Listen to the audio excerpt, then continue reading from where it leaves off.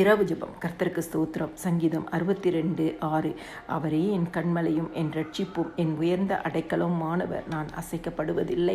கிறிஸ்துக்குள் பிரியமானவர்களே, தாவீது தன்னுடைய நெருக்கப்பட்ட காலங்களிலும் தங்களுடைய இக்கட்டான காலங்களிலும் இந்த வார்த்தையை கர்த்தரை நோக்கி சொல்கிறார்.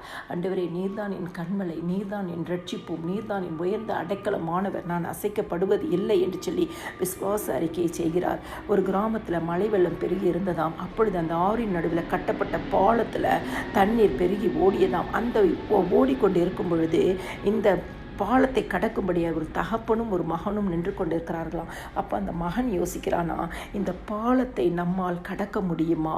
இந்த பாலத்தில் தண்ணீர் புரண்டு கொண்டு வந்து கொண்டிருக்கிறதே, இந்த பாலத்தின் அடுத்த பக்கம் நாங்கள் போகலைன்னா எங்கள் வாழ்க்கையில் எத்தனையோ சேதங்கள் வருமே, இந்த பாலத்தை நாங்கள் கடந்தே ஆக வேண்டுமே என்று சொல்லி அநேக காரியங்களை சிந்தித்து கொண்டிருந்தானாம். ஆனால் அவன் தகப்பனும் அவன் கையை பிடித்து கொண்டு அந்த பாலத்தை கடக்க அவன் அடிகளை எடுத்து வைக்க ஆரம்பித்தானாம். மகன் தகப்பனோடு நடக்கும் பொழுது 2-3 முறை விழுந்து விடுறான். ஆனாலும் அவனுக்குள்ளாக இருந்த ஒரு நம்பிக்கை, என் கரத்தை பிடித்திருப்பவர் என் தந்தை, நான் விழுந்து போக மாட்டேன், நான் அசைக்கப்பட மாட்டேன் என்று சொல்லி அவன் உறுதியாக மறுபடியும் எழுந்து நின்று அந்த பாலத்தை கடந்து அடுத்த பக்கம் கடந்து போய் நின்றார்களாம். இது ஒரு சிறு கதை தான். கிறிஸ்துக்குள் பிரியமானவர்களே, இந்த பாலத்தில் புரண்டு வர தண்ணியை பார்க்கும் பொழுது அந்த மகனுக்குள்ளாய் ஒரு பயம், கலக்கம், திகைப்பு இருந்தது.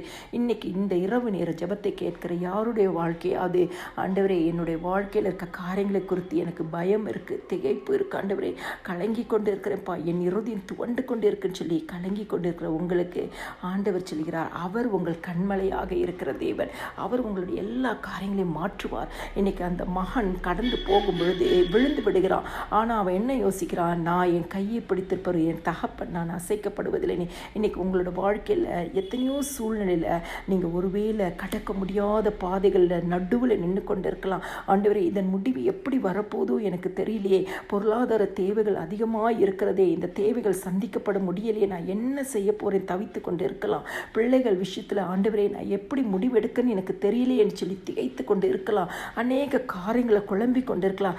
ஆண்டவரை பார்த்து சொல்லுங்க, நீங்கள் தான்ப்பா என் ரட்சிப்பு, உங்களை ரட்சித்த தேவன். அந்த ரட்சிப்பை மாத்திரம், அந்த ரட்சிப்பு கூடான சகலவித கல்வாரி சிலுவையின் ஆசீர்வாதத்தை உங்களுக்கு கொடுத்திருக்கிறார். அந்த ஆசீர்வாதத்தின் நிமித்தமாய் நீங்கள் சகலவற்றையும் சுதந்திரித்துக் கொள்வீர்கள். அந்த மகனும் தகப்பனும் அடுத்த பக்கம் போனது போல இன்னைக்கு ஆண்டவராக இயேசு கிறிஸ்து உங்களை அடுத்த பக்கம் கொண்டு போவார். நீங்கள் ஒரே வார்த்தை சொல்லுங்க, ஆண்டவரே, நீங்கள் தான் என் கண்மலை, நீங்கள் தான் என் ரட்சிப்பு, நீங்கள் தான் அப்போ எங்களை உயர்ந்த அடைக்கலத்தில் வைக்கிற தேவன், நான் அசைக்கப்படுவது இல்லை என்று சொல்லுங்க.